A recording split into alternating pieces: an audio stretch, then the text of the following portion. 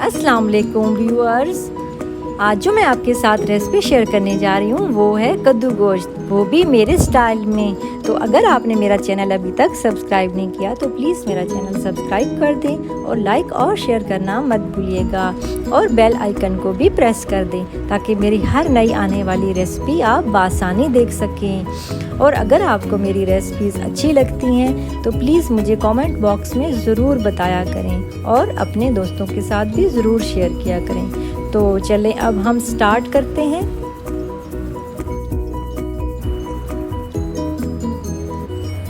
एक kilo mutton है, आधा किलो के करीब कद्दू है,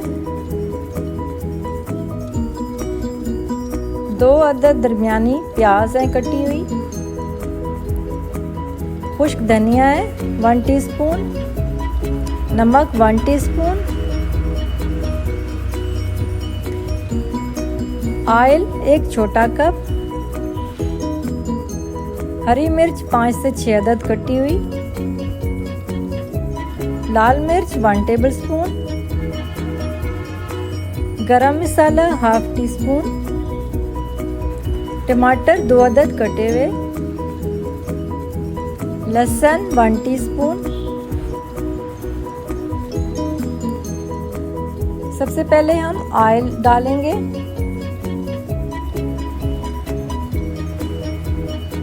उसमें कटी हुई कुछ हरी मिर्चें डाल देंगे पहले,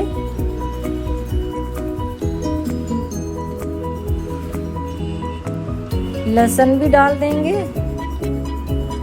और 2 अदद मोटी काली इलायची वो डाल देंगे और फिर प्याज कटी हुई 2 अदद वो इसमें हम डाल के गोश्त भी डाल देंगे साथ और इसको हम अच्छी तरह से भूनेंगे।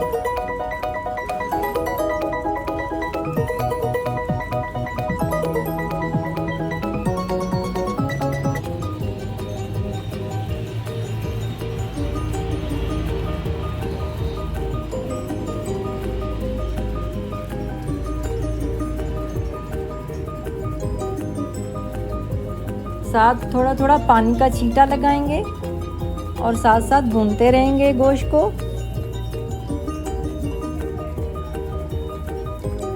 उसके बाद टमाटर डाल देंगे और फिर उसको भूनेंगे।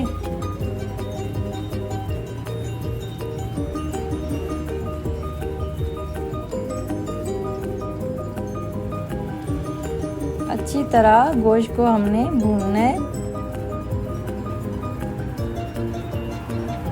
फिर मसाले डालेंगे इसमें, लाल मिर्च 1 टेबलस्पून,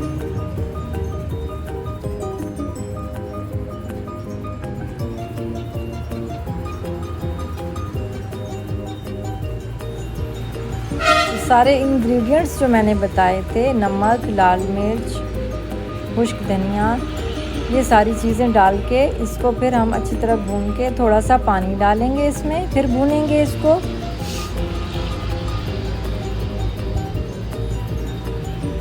और सही भूनना है इस तरह कि मसाला इसका सही पक जाए और गोश्त भी अच्छी तरह भून जाए इसमें। फिर हमने तकरीबन 1 गिलास के करीब पानी डाल के 6 से 7 मिनट के लिए प्रेशर लगाना है।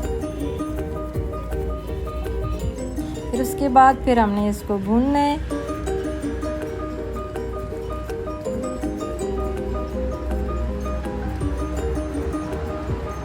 और फिर कद्दू जो आधा किलो कद्दू मैंने बताया था काट के इसमें डाल देना है और फिर भूनना है। हमने इसको अच्छी तरह भूनना है।